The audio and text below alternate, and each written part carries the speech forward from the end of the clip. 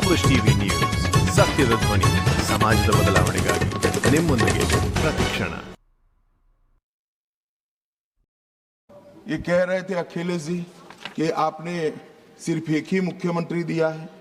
हमारे यहाँ सुषमा स्वराज जी दिल्ली की पहली मुख्यमंत्री बनी, उमा भारती जी मध्य प्रदेश की पहली मुख्यमंत्री बनी, वसुंधरा राजे जी राजस्थान की पहली मुख्यमंत्री बनी, आनंदीबेन पटेल गुजरात की पहली मुख्यमंत्री. मान्यवर, एक बात पर मैं ध्यान दिलाना चाहता हूँ, ये सब जगह भाजपा की महिला नेत्रियां पहली, हाँ अभी है, मगर ये तो पहली बार बनी. ये पहली बार बनी, इसका मतलब क्या है? 70 साल में कांग्रेस ने कभी उन राज्यों में महिला मुख्यमंत्री को जगह नहीं दी, इसलिए हमारा नंबर लगा है. और आज भी रेखा गुप्ता जी पहली मुख्यमंत्री नहीं है, तीसरी मुख्यमंत्री के. अरे मैं बोल रहा हूं भाई, पहली मुख्यमंत्री नहीं है ऐसा बोल रहा हूं. अरे सुनो भाई, पहली मुख्यमंत्री नहीं है ऐसा बोल रहा हूं, तीसरी मुख्यमंत्री है. और मान्यवर, हमने इस देश की पहली आदिवासी महिला को द्रौपदी मुर्मू से महामहिम द्रौपदी मुर्मू बना दिया.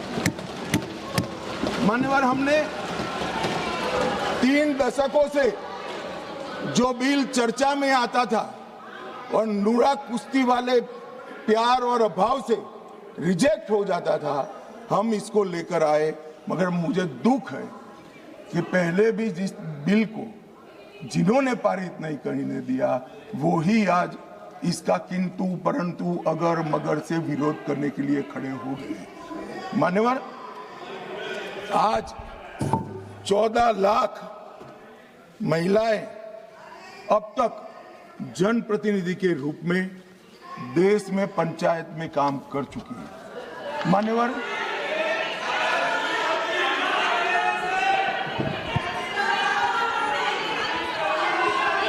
क्या बोल रहे हैं?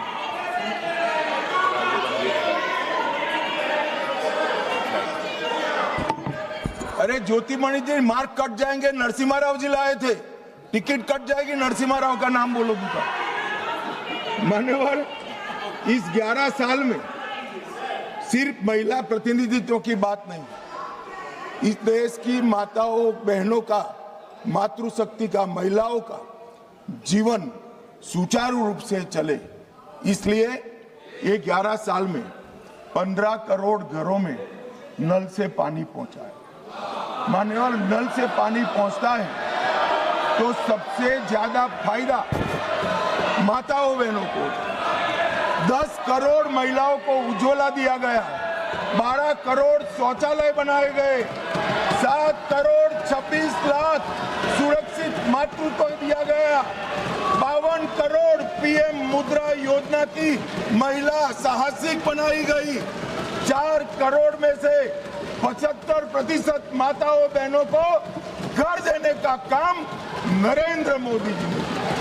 और मान्यवर, जेंडर बजटिंग में 97,000 करोड़ का बजट था, नरसिम्हा राव जी ने, निर्मला जी 5 लाख करोड़ का बजट इस देश की महिलाओं के लिए. मान्यवर, हमारे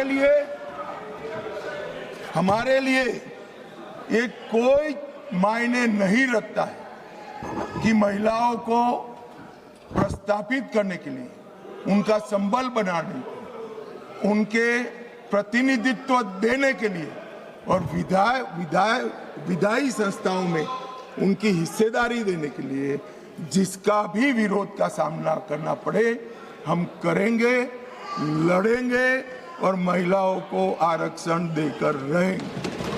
मान्यवर,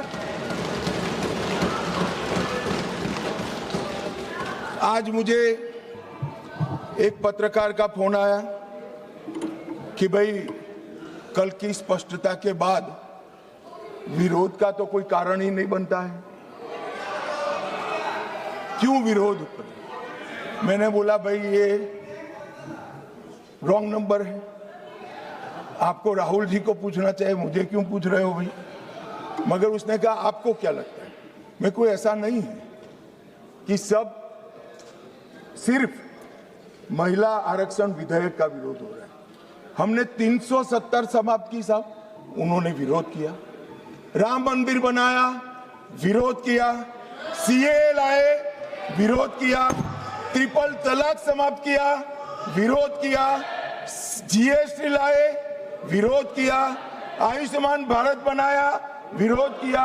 नया संसद भवन बनाया, विरोध किया। मत्स्य पालन सहकारिता मंत्रालय बनाया, विरोध किया। सीडीएस बनाया, विरोध किया।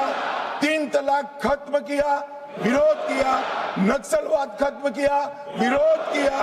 आतंकवाद को सत्ते में डाला, विरोध किया। सर्जिकल स्ट्राइक, विरोध किया। एयर स्ट्राइक, विरोध किया। ऑपरेशन सिंदूर, विरोध किया। मान्यवर, इन्होंने अच्छे बुरे सोचे बगैर नरेंद्र मोदी जी जो कर रहे हैं इसका विरोध करने का ठान लिया। मुझे तो था आज देश की माताओं बहनों के लिए, मान्यवर, मुझे था देश की माताओं बहनों के लिए आरक्षण आ रहा है, ये विरोध आज नहीं होगा, मगर आज भी विरोध कर रहे हैं। मान्यवर, मैं बिल के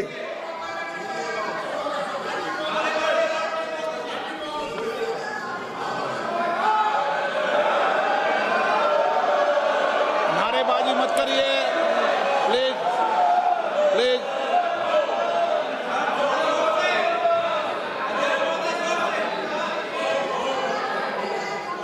समझदारों को इशारे में कहा जाता है। मान्यवर,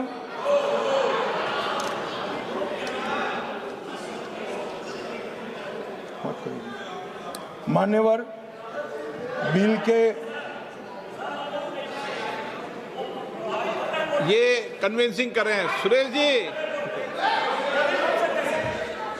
जी, अरे यार छोड़ो। सुरेश जी, कन्विंसिंग मत करो, वोट डरने वाला है। मान्यवर, कन्विंसिंग मत ये जो बिल मेरे साथी अर्जुन मेघवाल जी लेकर आए हैं, इसमें अनुच्छेद 81/1 में संशोधन प्रस्तावित है।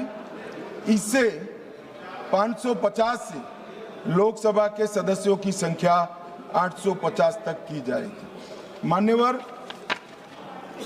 अनुच्छेद 81(2)(b) उसको भी कोई बदलाव के बगैर हम कह रहे हैं, इसका जिक्र मैं बाद में करूंगा।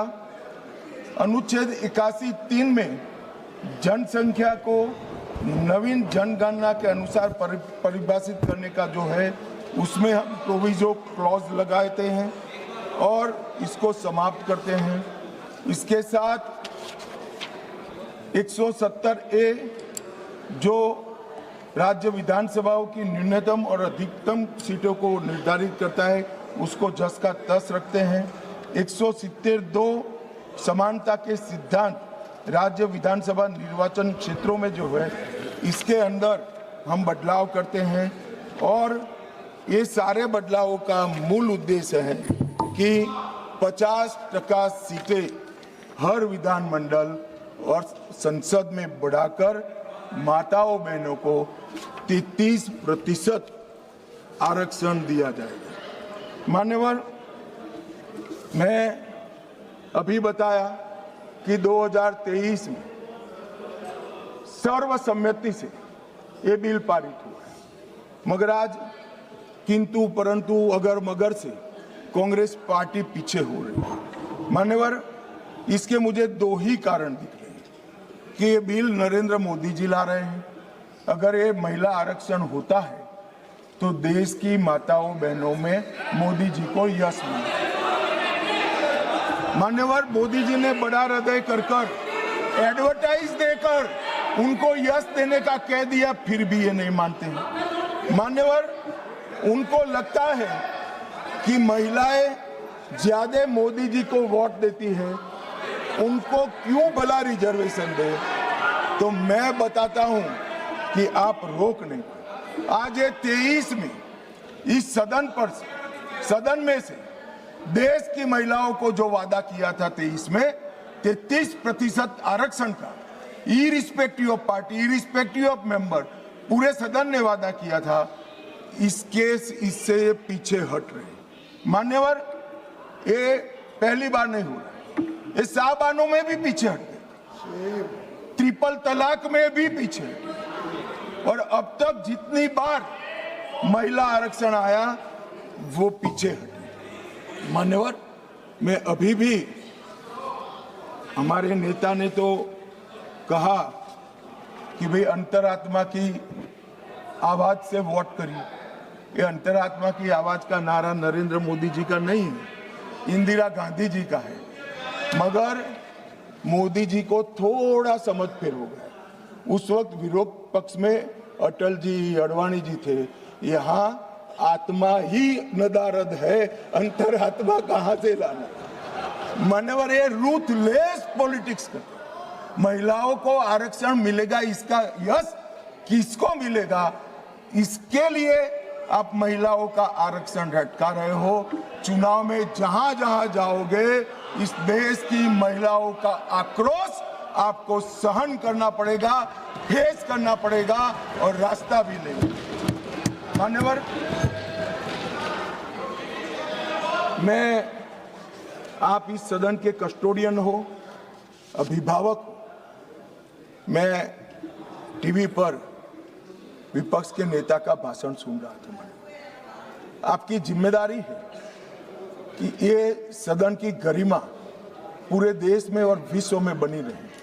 मान्यवर, ये जो भाषा है सदन की मर्यादा तोड़ने वाली, आप क्या भाषा उपयोग, कायर है, आप सरेंडर कर रहे हो, आप मुझसे डरते हो, अपशब्दों का प्रयोग होता है, असंसदीय शब्दों की भरमार लग जाती है, सदन में कोई आंख मारता है, कोई मुस्कुराकर बैठता है। मान्यवर, सदन के रास्ते पर चाय पकोड़े खाते हैं, सदन के रास्ते पर। ये किस प्रकार का विपक्ष के नेता का बिहेवियर, किस प्रकार की भाषा है? क्या वो समझते हैं कि ये भाषा को देश नहीं सुन रहा है? ये भाषा को देश सुन रहा है। आपकी और आपकी पार्टी दोनों का परिचय देश को हो रहा है। मान्यवर, संवैधानिक संस्थाओं का अपमान करते हैं, फ्लाइंग किस कर देते हैं, धक्का मुक्की करते हैं, बाहर जाकर बयानबाजी करते हैं कि सरेंडर हो गए। स्पीकर को बार बार रोकना पड़ता है और सत्र छोड़कर विदेश चले जाते हैं। मान्यवर, मैं इतना जरूर कहता हूं कि ये भाषाओं में तीव्रता से भावनाएं व्यक्त नहीं होती है। सदन में बोलने की कला आपके बहुत सारे सीनियर लोग हैं, उनसे सीख ले, और सीनियर लोग ना हो तो प्रियंका जी ही है, उनसे थोड़ा सीख ले कि सदन में कैसे बोलना चाहिए। मान्यवर, ये कहते हैं ये क्रूर बिल है, महिलाओं को आरक्षण देने वाला बिल क्रूर बिल है, उत्तर और दक्षिण के बीच में भेदभाव कर रहे हो, दक्षिण का प्रतिनिधित्व कम हो जाएगा। इतना कल समझाने के बाद भी अगर ये स्टेटमेंट आता है मान्यवर, तो मैं मानता हूं ये जानबूझकर दिया गया स्टेटमेंट है। मान्यवर, मैं विपक्ष के नेता राहुल गांधी जी को, पूरी कांग्रेस पार्टी को और विपक्ष के उनमें को इस देश का परिचय कराना चाहता हूं कि हजारों साल पहले राम सेतु बनाने के लिए जिस गिलहरी ने योगदान दिया था, वो गिलहरी को भी आज अवध्य माना जाता है इस देश में। इतना उपकार याद करती है। और हजारों साल के बाद भी हवन में हड्डियां डालने वाली ताड़का को भी याद रखा जाए। आप महिलाओं को आरक्षण देने वाला एक पवित्र यज्ञ रूपी जो बिल है, इसमें विरोध की हड्डियां डाल रहे हैं। इस देश की महिलाएं आपको माफ नहीं करेंगी। आपका समय देने के लिए धन्यवाद।